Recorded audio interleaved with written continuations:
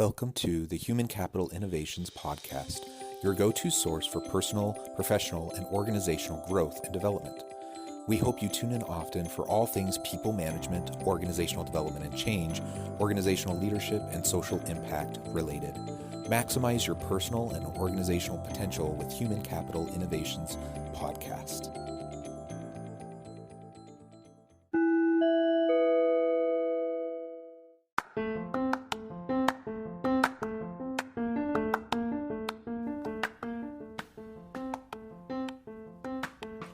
Welcome to the Human Capital Innovations Podcast. In this HCI podcast episode, I talk with Mike Normant about shifting self-limiting attitudes and behaviors through self-coaching.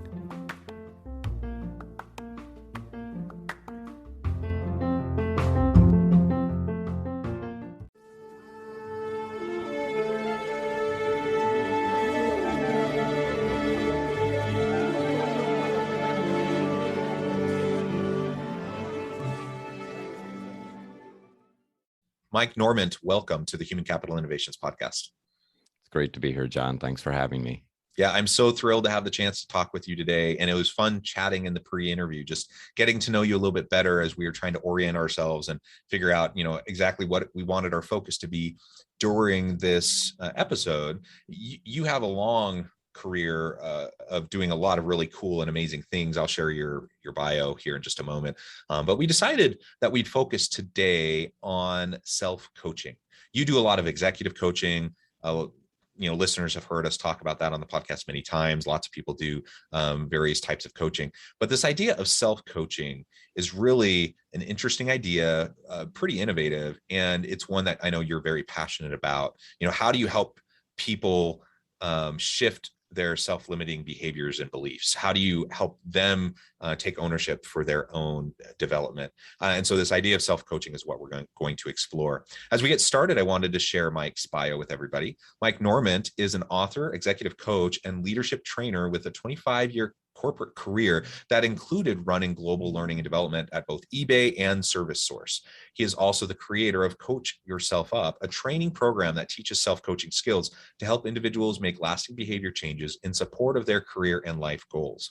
Following his own personal transformation, Mike created this program in service of his purpose to help as many people as possible achieve more of their potential through heightened self-awareness.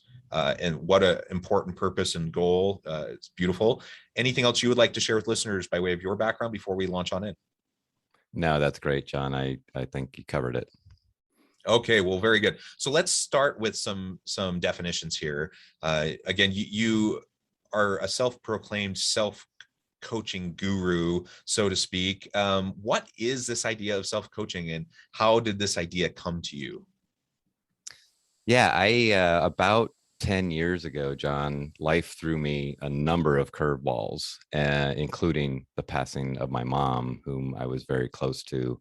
And that led me to push pause on my career and take a break. And during that time, and it wasn't planned as I went into that break, I ended up doing a lot of personal growth work. And it was transformative for me. It literally changed my life. And being the flaming extrovert that I am, I told everyone about this and how powerful it was for me. And yeah, given my learning and development background, people said, Mike, you should create a program to help others tap into this experience. And what happened, I put together the idea for this training program. And as I was pitching it to prospects, I'd find myself at the end of the pitch saying, essentially, I'm teaching people how to coach themselves. And that sounded weird. and I went and looked up self-coaching on the internet. Am I crazy? And there were a few people out there talking about that idea. It wasn't quite into the corporate space yet, but I said, okay, I'm not the first crazy person to think this. And so I ran with it. And as it says in the bio, the idea of self-coaching is learning more about yourself to be able to work with and on yourself to shift behaviors, thought patterns, to move toward that better person that you aspire to be. Well, that's beautiful. And, I think about, outside of the corporate realm, For example, when people work with like a life coach, or maybe people go to a therapist, what do the best coaches do? What do the best therapists do? They ask questions that get the individual to go through the self-reflective, introspective process, and Mm-hmm. then kind of come to their own conclusions. And in fact, in therapy, it's part of the code of conduct and kind of the ethical code of therapists is you're not supposed to be asking guiding questions. You're not supposed to be offering solutions. The whole point is that you are facilitating and helping people arrive there through the self reflective process. And so it seems completely natural to me that this would also be an approach that could be really effective in a corporate setting. And if for no other reason, then we can't get an executive coach for everybody. The resources are limited, there's scarcity, and just time and attention and everything. We're not going to reach everybody through executive coaching. But if we can teach the principles of self-coaching and empower people to take ownership over their own self-awareness, their own development, and like I said in the introduction, getting past those behaviors and those thoughts, the limiting behaviors and thoughts that hold us back. If we can empower that, then we can reach. I mean, there's really no limit to how many people we can reach and how many people we can positively impact, the lives that we can change, and ultimately that will trickle up into the organization as a whole and help the organization to be more effective. Yeah, you're preaching to the choir, John. I completely agree with you. So let's explore just a little bit more then. We'll dig into this. What is it that makes you believe that you are your own most important coach? You talked about this a little bit already for in terms of the motivation for self-coaching. But again, that probably does sound a little bit strange to people, especially if anyone has gone to an executive coach in the past. But building off of what you and I have already said, why am I my best coach, and how do I start to unleash that potential? Yeah, that's great. And, it's interesting as I've had other coaches, John, say, oh my gosh, you're going to put coaches out of business, right? What is it? And absolutely not. In fact, I think the opposite is true. I think that the more that people start to understand what coaching is and start to think about how, as you said, start to be more reflective and pay more attention to themselves, they will appreciate and understand the value even that much more of coaches, and the power of having a third person, or an objective neutral party to work with in that capacity. However, as you said, not all of us are going to have the luxury of getting to have that. And so short of that, I think learning to work with oneself is really important. And let me ask you a quick question on the path to answering your question, which is, who do you talk to more than anybody else? I mean, that's an interesting question, and maybe I'm admitting something that makes me seem weird, but I talk to myself the most, right? I talk to my spouse, and then I talk to myself really even more than my spouse. I walk my dogs. I'm either in my mind or literally verbally out loud talking to myself as I'm, going about my day or out with myself in nature or whatever. Yeah, no, you're not weird. And in fact, I'm always a little nervous when I ask that question, because a lot of people don't recognize that, yeah, we talk to ourselves more than anybody else. And, you said you do it sometimes out loud, so do I, but I'm more talking about that inner self-talk that's going on all the time. And maybe that's a little bit extreme, but a lot of the time. And for a lot of people, they don't even, it's so present that it's almost like it's not there. And for any of your listeners out there who are thinking to themselves right now, I don't know what he's talking about, that's the self-talk I'm talking about. And so this idea that, hey, we're talking to ourselves all the time. And if you're like me, John, and I think a lot of people out there, some of that self-talk is not all that productive. The inner critic can run amok, and we can beat ourselves up, and it's counterproductive. It inhibits us.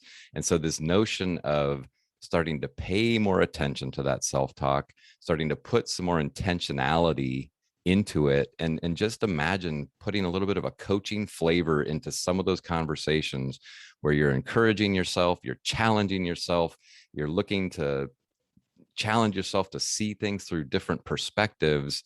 And and so yeah, if it's just, you're there all the time. And that's one of the other things I sort of jokingly say is, you know, with you as your own coach, you always have access 24/7, anytime, anywhere you can find your coach.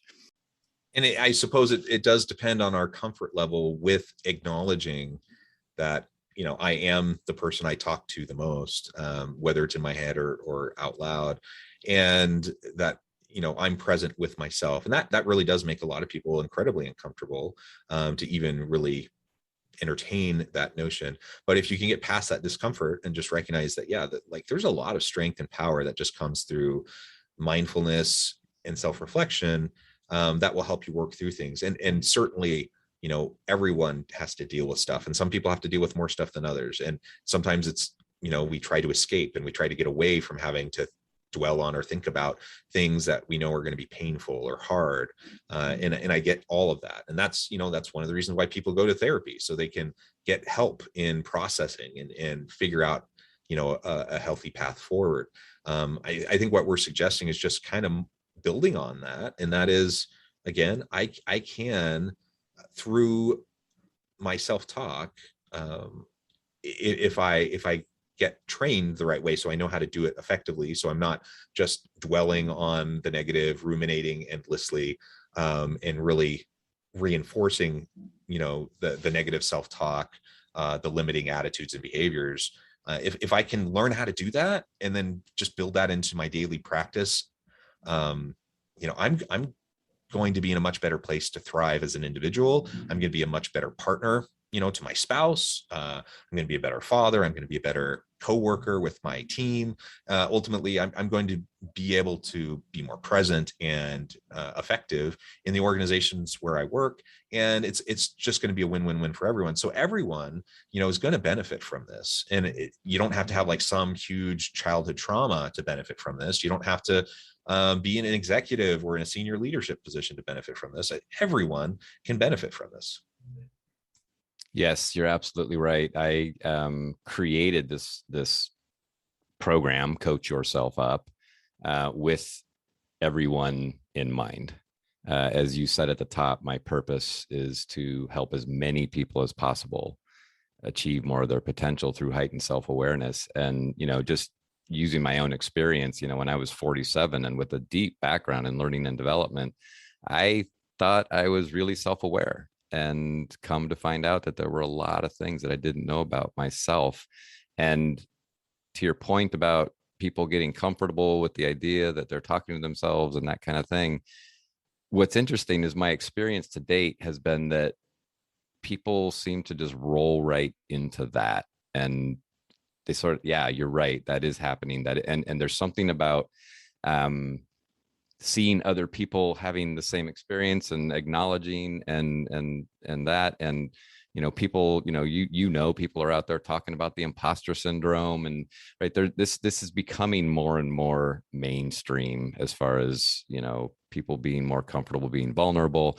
And at the same time, there's still a large swath of the population that isn't in the space or ready for that kind of thing. And I honor that. And my belief is people will come to this at the right time. When I'm talking to companies about this, John, I'm always trying to emphasize that this should be opt-in. Don't make this a mandatory, hey, we're gonna help you become more self-aware. And oftentimes people sort of say that the people that could most benefit from this are often the ones that least think they need to do this, but trying to force somebody into this just doesn't work. And so take the people that embrace it, let them have the positive experience, let the word of mouth start to get to other folks. And they say, wow, Bill seems to really have gotten a lot out of this. I might want to check this out. Right. But yes, let's get those folks who are open to it, and let's see if that starts opening more doors for more people to be curious to see what's there. Yeah, yeah, I like that. And I mean, generally speaking, kind of forcing people into any sort of change usually isn't going to end well. So whether you're Mm-mm. talking about systems change, some sort of organizational change at work, where you're talking about personal development, personal change, like forcing people into it is usually not going to work. You need to develop buy-in to drive commitment, and people need to be self-motivated to learn and grow in that way. And so I think you're absolutely right. As people see the benefits and then they see those around them also experiencing the benefits, it'll spread. More people will want to practice these types of approaches. So we've kind of touched on a little bit the idea of these self-limiting attitudes and behaviors. um, Maybe we could talk a little bit more about managing attention in relation to this. So, it's an important component to self-coaching, of course.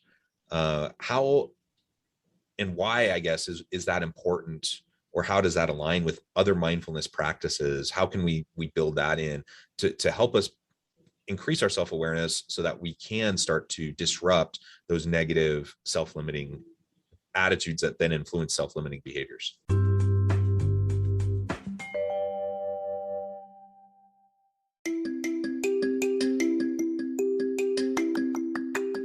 I'm excited to announce the publication of my new book from HCI Press, Bluer Than Indigo Leadership: The Journey of Becoming a Truly Remarkable Leader.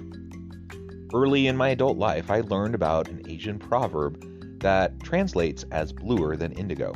If you think about the color indigo, it is a brilliant, deep, and vibrant blue, what some would call the bluest of blues. To have something that is bluer than indigo is rare and truly remarkable. Contrary to popular myth, there is no one-size-fits-all or cookie-cutter approach to effective leadership. There's no silver bullet, no secret sauce, no go-to model that will solve all of our problems.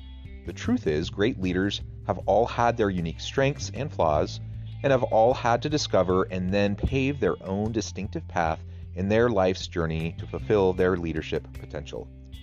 Bluer Than Indigo Leadership will help you discover your own path and explore those ordinary, everyday actions that will help you respond to an uncertain future and produce extraordinary results for individuals, teams, and organizations.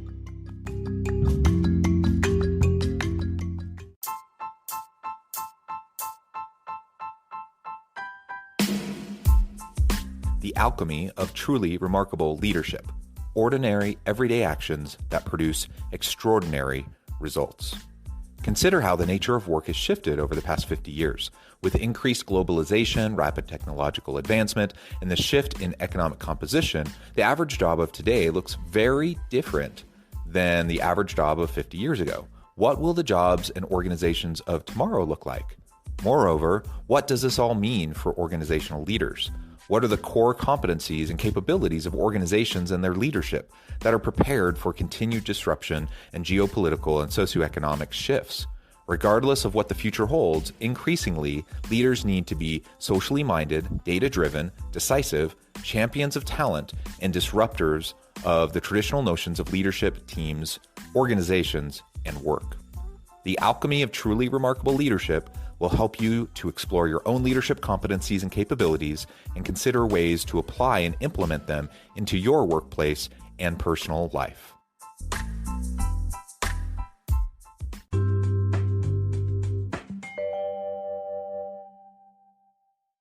Yeah, managing attention is something I sort of backed into as I was designing this program.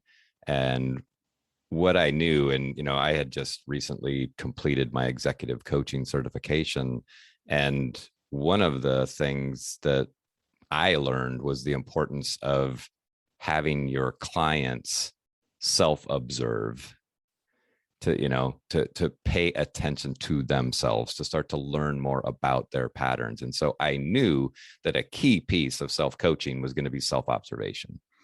And as I was thinking about that, it dawned on me that in order to pay attention to myself, I need to be pretty good at paying attention in general. And so knowing the state of the world and the state of the craziness, the distractions, the being pulled in 1,000 directions, right? And this is pre-COVID, right?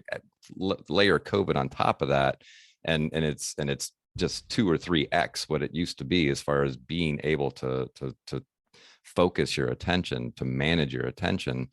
So I put that into the model as a step one. Let's help people. And I've got some great content that I learned from one of my teachers, that people will literally learn to see their attention differently. If you ask somebody, hey, pay attention to your attention, that's an odd thing. Like, what does that even mean? And yet, as you start to do that, we start to realize a couple of interesting things. One is that our attention moves around, and it's moving around all the time. And if we're really paying attention to it, we start to recognize that our attention moves with or without us, right? It moves with or without my conscious involvement. And at one level, John, that's like a, oh, duh. And at another level, it's like, whoa, that's pretty profound. And if I start to think about when I'm in a meeting, if I'm paying attention to my intention to be present in the meeting, I'm more likely to catch myself off in my head thinking about lunch, and gently bring my attention back to where I want it to be, which is in this meeting. And you asked about the correlation to the overlap with mindfulness. For me, there is a significant overlap. You mentioned earlier, you said the importance of being present, and that is a big piece of managing attention. And by the way, I'm not sure your experience, but being present is really hard. And it takes energy, it takes effort, but it's doable. And so the idea is to take steps to be present more often.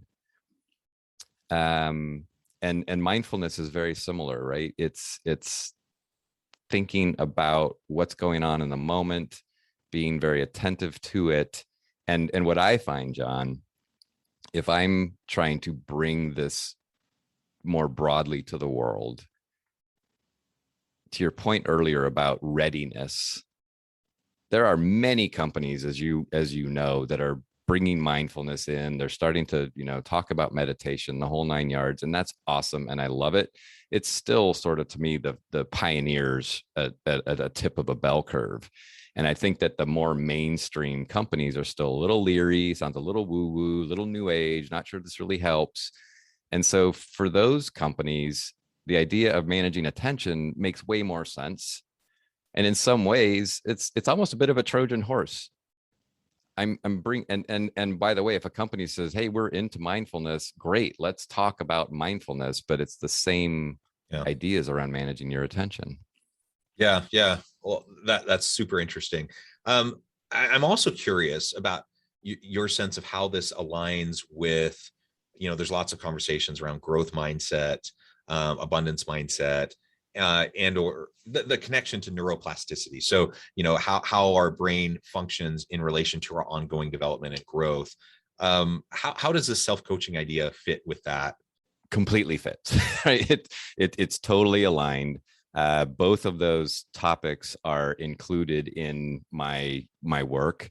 I acknowledge the importance of both. And on the growth mindset side, we talk about the notion that effective self-coaching really requires one to embrace a growth mindset. And things like encourage seeking out feedback, or seeking out challenging opportunities, or learning from setbacks, right? And if a person can acknowledge that in some way, shape, or form, that they more identify with a fixed mindset, I avoid getting feedback, or I resist feedback, or I try to avoid challenging scenarios because I don't want to look like I'm failing, I encourage them to use the self-coaching approach to start to shift towards a growth mindset. And then on the neuroplasticity front, yeah, that's front and center to this work. The idea that we are malleable, that we can change things. So many of us and have this perception about ourselves that we are a certain way. Yes, I interrupt people all the time, but that's just how I am. Can't change it, can't do anything about it. Okay, neuroplasticity says different. And so if this is a change that you aspire to make, neuroplasticity says it's more possible than you thought it was. So why not give it a shot? So very aligned. Yeah, I love that. And, it just really is important for any of us trying to go through this lifelong journey of personal growth, development, and fulfilling our potential. Why would we even bother? Why would we even bother going through all of that effort? Because it is effort, it is hard work. It is difficult to be mindful. It is difficult to master your attention. Why would we go through all of that if it's not possible, if we're just kind of set and stuck where we're at? And the science says that's not the case. To your point, we can shift, we can change, we can change our attitudes, we can change our behaviors. Change is hard, but it is certainly possible. Well, Mike, this has just been a real pleasure. The time has flown by. But I want to be respectful of your time, let you get on with your busy day. But before we close, I wanted to give you a chance to share with listeners how they can get connected with you, find out more about your work, and then give us the final word on self-coaching for today. Yeah. So for getting in touch with me, best place to do that would be my website, which is simply coachyourselfup.com. And on the site, you'll find links to my book, the online program, et cetera. And, you can follow me on LinkedIn or connect with me on LinkedIn. That's fine as well. And, my final word would be that what I'm hearing sort of goes with the last comment that I made around neuroplasticity. What I'm hearing from participants in my program that gets me most excited is that they start to have this belief that they can change what they used to perceive as unchangeable. Yeah, I think I would close there. Wonderful. Thank you so much. I encourage listeners to reach out, to get connected with Mike, find out more about what he can do for you, find out more about self-coaching. I think this is a really important thing we can all start embracing. And as always, I hope everyone can stay healthy and safe, that you can find meaning and purpose at work each and every day. And I hope you all have a great week.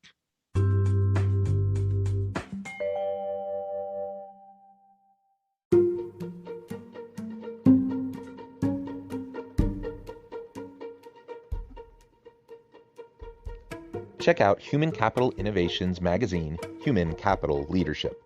Human Capital Leadership is a free, interactive e-magazine with the mission to help individuals, leaders, and organizations find innovative approaches to maximize their human capital potential. We publish issues quarterly in August, November, February, and May. Take a look at the latest issue and let us know what you think.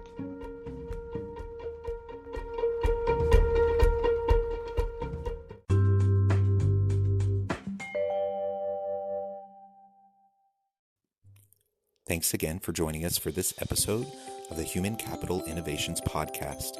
I hope you stay healthy and safe and that you have a great week.